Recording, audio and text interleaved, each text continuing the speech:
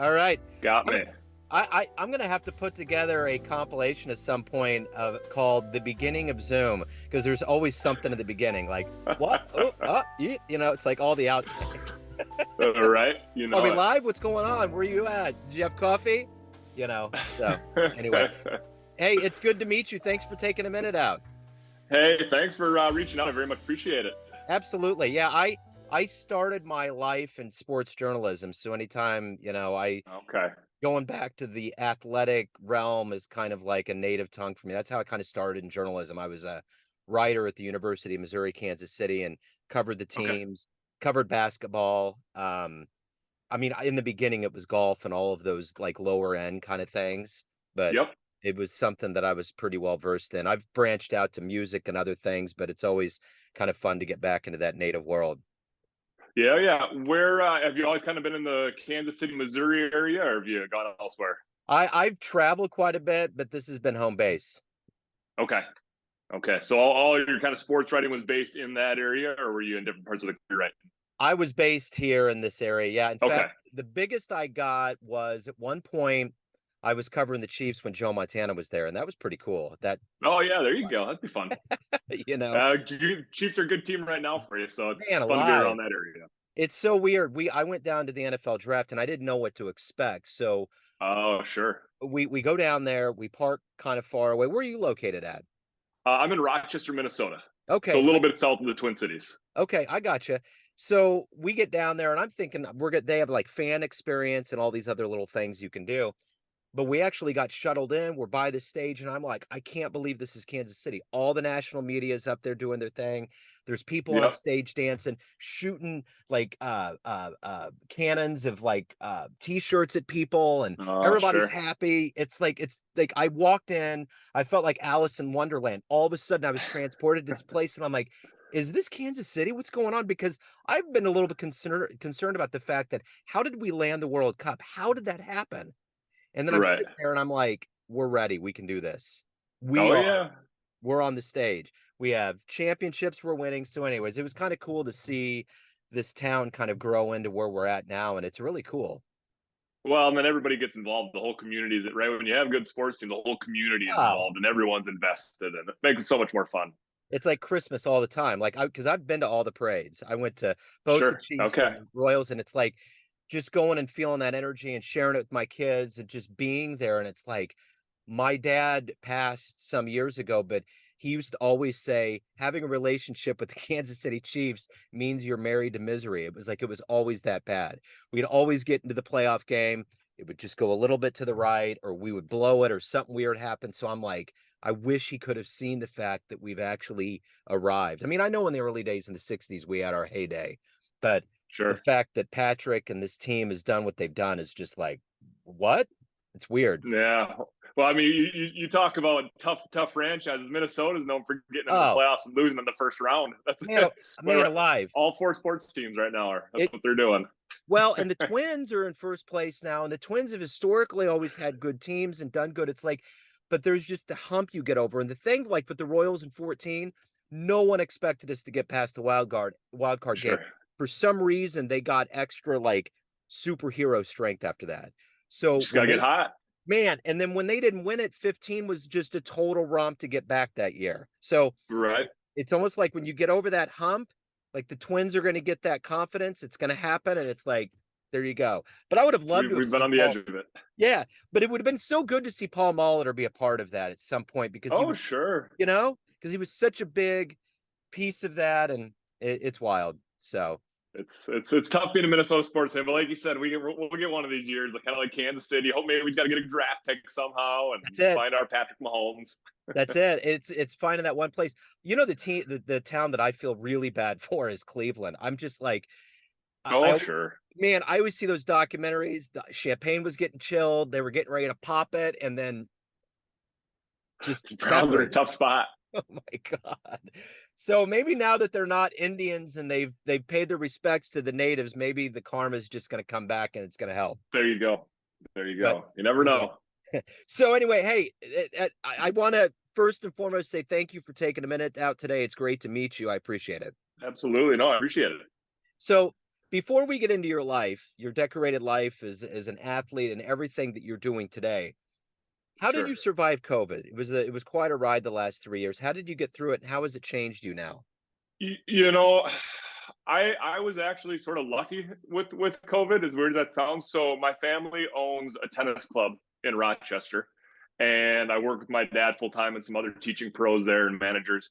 And one of our managers, when it first happened, was on top of the small business loan. I mean, she was so quick to get on top of that. We didn't have to worry about the paycheck side of things, which was very nice. But then also, I'm a single guy. I don't have kids. So I didn't have to worry about the stress of the online school and how do I keep these kids entertained. And so honestly, it was a lot of me just kind of hanging out around the house with my dog for a while. Yeah. So in the big scheme of things, I had it pretty easy compared to a lot of people with the whole COVID situation. And it was at a time in my life when I was I don't want to say on the sort of in the middle of my mindset journey, if you will. And so it gave me a lot of time to read books and watch interviews. And I really dove heavy into all of that stuff, knowing that, this was all going to be done at some point. And as much as I love working at our tennis club and teaching tennis lessons, I knew I didn't want that to be my forever job. And so it kind of gave me this time to build and grow and get ideas and figure out where do I want to go coming out of this. So again, for me, in the big scheme of things, wasn't as difficult as a lot of people had it. Let's get a handle on exactly what you do for a living. I'm going to put you in front of a bunch of grade school kids at a career day. Absolutely. One of the kids looks up and says, "Hey, what do you do for a living?" How do you answer them? Well, I sort of have two jobs. One, I work at a tennis club. I teach tennis lessons to anybody that wants to come in and play tennis. My other job is working with athletes, performers, trying to strengthen their minds so maybe they're able to perform a little bit better. Maybe they're not going to feel as anxious. They'll have more confidence. Any way that we can strengthen their mind to perform at a higher level or get past any roadblocks that might be in their way to where they want to go. So let's get to the beginnings of your life and how this journey began for you. How did this journey into being an athlete begin for you? The seeds of who you are today. How did that happen? Sure. Well, like I said, my family has always owned a tennis club, at least for my whole life. My dad was a huge avid tennis player, national champion in college. My mom was a nurse, but when they had my brother and I, she wanted to be able to be a bit more of a stay-at-home mom, not have the crazy nurse schedule that so many of them have. So they kind of went into business together with the tennis club, and so I just grew up around tennis my entire life. My brother and I have an older brother who's actually a professional tennis player, played on tour with all the big names, Rafa and Federer and all of them. But we got to play every sport growing up. Our parents got us a little bit involved in everything and just fell in love with the sports, the camaraderie, everything you can learn and grow from it. Loved being active. And as I got done with high school, tennis and basketball were sort of my two main sports. And I was a better tennis player than I was a basketball player, so I ended up playing some college tennis. Um, and so that's sort of how the whole sports and athletic journey just kind of grew for me through the childhood years. So would you say that you had to work really hard to get to a point where you're at with athletics, or did you have natural talent? I'm always curious with athletes, like how that all worked. It's not that you don't put the work in, but some people are Yeah, like Jordan, just he was born to do that. right, right.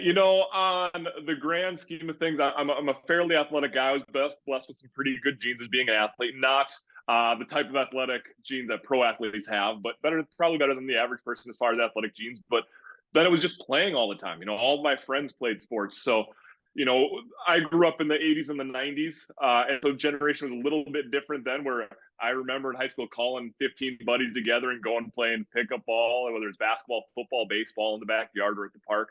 So everything we did, we were playing sports. So we didn't have all these very specific, generalized practices with individual coaches for each sport that we did. We just went and played. We pick up 20 guys, go to the YMCA and play pickup ball. I remember being a high schooler and playing pickup ball with the old men's league at the YMCA. So, that was sort of our training, our growth, our practice is just playing the game. So yes, I was lucky with some of the genes. I'm 6'3", so I'm a taller guy, which helps in basketball and tennis. And but I played a lot. I still every day I'm on the tennis court running around. So really, my entire life, 5, 6 days a week, I'm running around doing something. So who's your favorite athlete or team? Well, I'm a Minnesota guy, so I lean hard, heavy into all Minnesota sports. But then I like different guys for different reasons. When I coached basketball, it wasn't even so much the athletes that I paid attention to. I really dove into watching the coaches. I chose my favorite college basketball teams based off of who the coaches were at the time, and maybe the way they did something, an offense they ran or a philosophy they had. So to say I have a favorite, it's not really possible.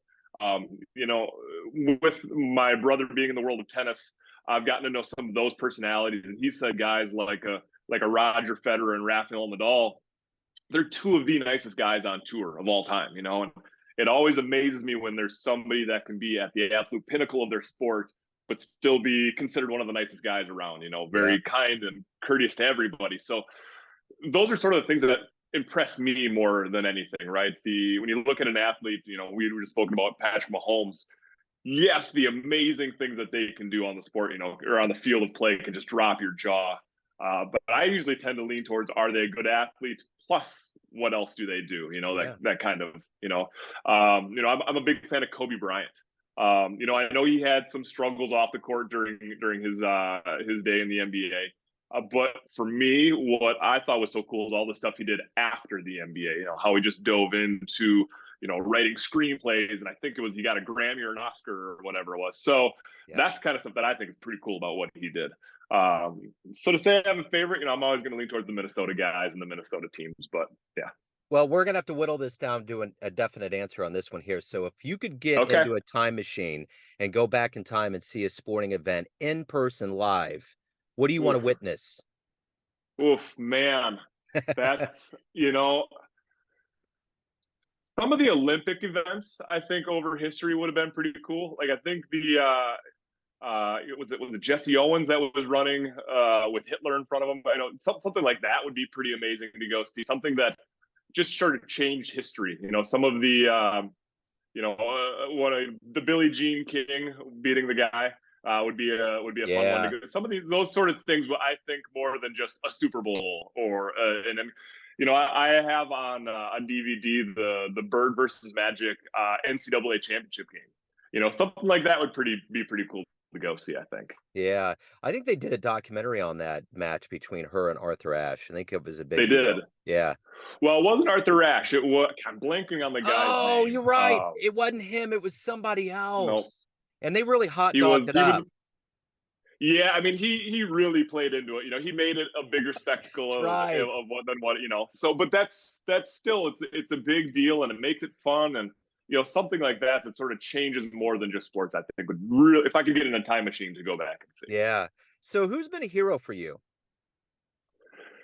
You know, Family's been big. I really look up to both my parents. I really look up to my brother. Um, I have a couple friends that I really look up to that have been close to, that have gone through some health battles and have done some other things with their lives that I think are really cool. But if I'm going to look at, people that everybody's going to know, when I was going through my personal mental health battles, I read a lot about, guys like David Goggins, Jocko Willink, who are former Navy SEAL. I read a lot about special forces and military, just because they are able to be at their best when literally it's the most intense thing you could possibly be in. So I thought, if these guys can do it, then I can do it in my everyday life. I can figure out ways to. So I really leaned into kind of guys like that. I leaned into guys like Kobe Bryant for different reasons.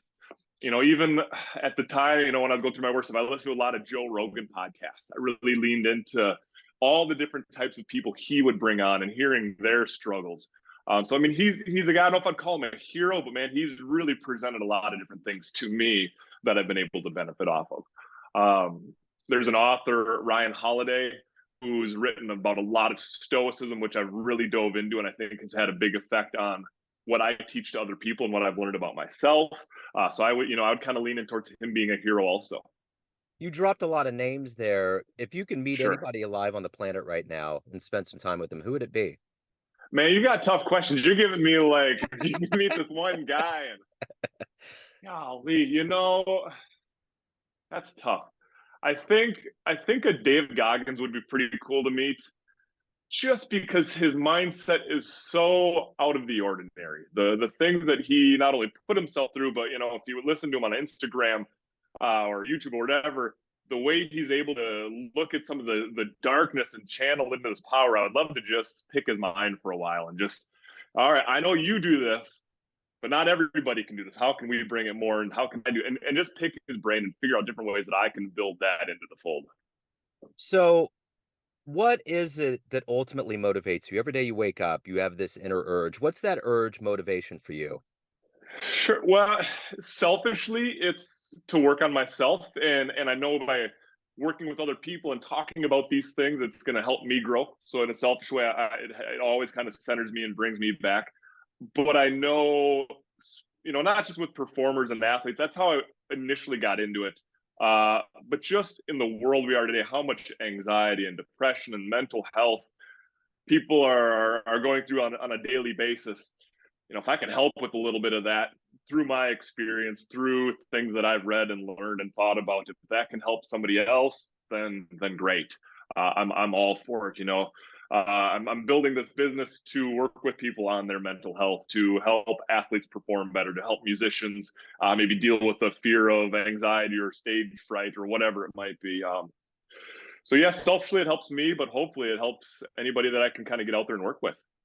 So, in your life of business and sport, what are you the proudest of? You know, I feel like I've built a lot of good relationships over the years. I think that one of the things that I am lucky to have built, and I think it's from, being around guys like my dad at the tennis club and all these different tennis, I've built a very social being in being able to work with people and being able to work with athletes, whether it's on the tennis club, at the club, or on the basketball court, of just building a comfort level around it. No, you can make mistakes, and I don't judge. I'm going to make it fun. I'm going to make it easy. And so kind of building a community around whatever the sport is. I would say it's one of my biggest strengths that, I know a lot about tennis, but I'm not the most knowledgeable in the world, but I'm able to make you have fun. You're going to enjoy the time out on the court and you're going to learn something. And I think that's kind of a gift that I've been able to bring as far as what I do with sports and the mindset and that sort of thing. So, speaking of clients, what's been your best success story, best fan letter? You know, it's I really enjoy working with the younger crowd. When you see the kids get the aha moments, or they say, "Hey, I tried this and this really worked out well for me." There's a couple girls that I work with at our tennis club pretty closely, and just to see what the struggles they began with, and then when they come back from a tournament and say, "Hey, I did really well. I tried this performance statement when I was serving, and my mindset, I didn't think about the bad stuff when I was serving." Oh, that's great to hear these things kind of work. And with the book that I have out, I had my old kindergarten teacher came back and said, I was sitting in traffic and I thought, what would Jeff say in this situation? Just to hear her come back, a teacher of mine who, from 30 years ago, to say something like that is a lot of fun. So just those little daily things, especially from people I know, that I never would have thought you wrote this book and I tried this and it worked out great. Awesome. I'm glad I could help. So that's kind of been the fun stuff. So, before we depart the childhood phase of your life, what was Sure. it always being an athlete for you when you were a kid? What was your dream growing up? Yeah, I wouldn't say I had a dream. Just I loved playing sports, and I didn't know a family where dad gets up, puts on a suit and tie, and goes to work. My summers were spent hanging out at our tennis club all day, every day, and that's all I kind of knew. So it was interesting when I got out of college, where it's like, well, what do I do? I don't go downtown Minneapolis and go to the skyscraper. That's nothing I knew. So I've only really known sports in my life. So yeah, that was my childhood. That was my figured I'd just be doing sports in some way, shape, or form the rest of my life. And currently I still am. So, you've obviously lived a very interesting timeline in your life, and I'm curious if you were to have a dream tonight and run into the 20-year-old version of yourself, and you could give Sure. that younger version of you a piece of advice based on the wisdom you've gained in your life up to this point, what would you tell that young version? I actually talked to my friends about this kind of stuff. I wish I would have worked harder in college to figure out what I really wanted to do. right? It was sort of, I came out at a very interesting time. I came out at 2007. So right when the whole recession hit. And, I can specifically think a lot of my friends who were teachers. Well, they weren't able to get jobs because a lot of the teachers weren't retiring. So there was this whole new turnover that was supposed to happen, but didn't happen. And, I think a lot of people before that were, if I get a college education, I'm going to be able to find a job in something. Well, I noticed after that, it's become much more specific. Whatever you want to get your degree in, it has to be specific more to what you want to do. And so I would say spend more time figuring out what your passions are. What do you like to do? What could you see yourself doing 30 years from now? I worked pretty hard in class, but it was just in whatever the classes were. It wasn't in, okay, I'm going to be in the real world in 2 years. What are you going to do? How are you going to make your money? How are you going to make a living? Where do you want to live?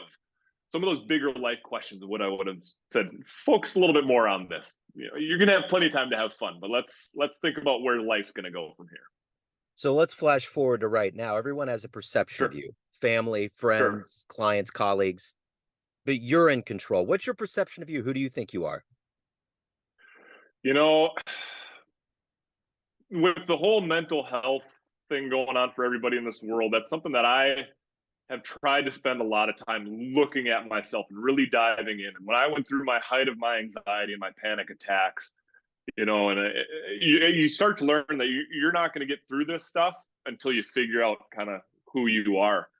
And in a simplest way to put it, I'm just kind of a fun-loving guy who wants everyone to have fun and be happy. It's very, very simple, right? I like it. I believe that hard work is a big part of that, right? If you're not willing to put the hard work in physically to stay healthy and in shape, mentally, whether that's, reading or growing in some way, spiritually, whether that's in your faith or looking inward and figuring out who you are, you're not putting in that work, you're gonna struggle in life. And I think that I try to show that as best I can. And I think that's what we as a society need to kind of get back to a little bit is, hey, if you're going to do anything worthwhile, it's going to be hard and it's going to be something you can consider work and you're not going to like all of it, but that's okay. And that's what I try to do on a daily basis. I think, and I think that people, like you said, have an impression of me.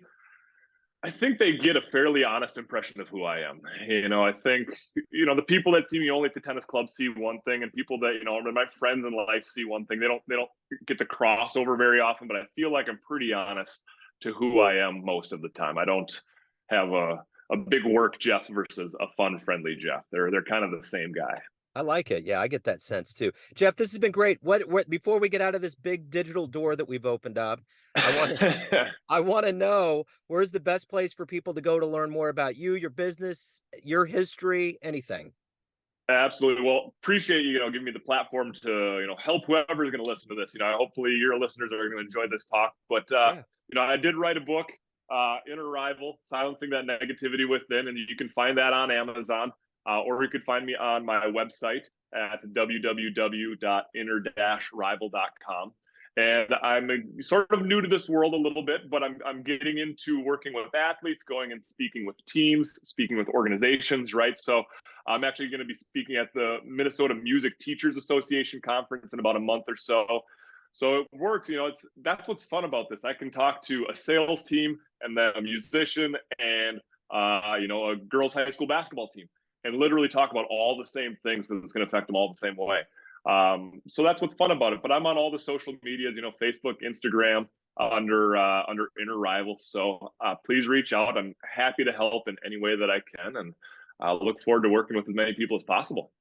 So I was just thinking for a second, what would it be like to see Minnesota celebrate a World Series? And I totally was just thinking about Kirby Puckett when that dome used to Yeah. rock. Because Oh that yeah. camera used Yeah. to just shake. Oh, the Metrodome was one of the loudest places I've ever been. I mean, that thing was just an echo factory. Man. Unfortunately, we don't have it anymore. Well, I Yeah. shouldn't say fortunately. I think the other stadiums are a little bit nicer now than Yeah. the Metrodome was. Yeah. But that place, I was it 91 was the last time we won the World Series, and I was 8 years old at that time. But I remember going to some Twins games that were rocking back then, and Vikings as well. That was pretty wild too. Yeah, absolutely. Well, man, this has been great, Jeff. Thank you for opening up. Best of luck with everything. Hey, thank you so much. You as well. I appreciate it all. Thank you. Take care. Thank you. Take care. See you. Bye.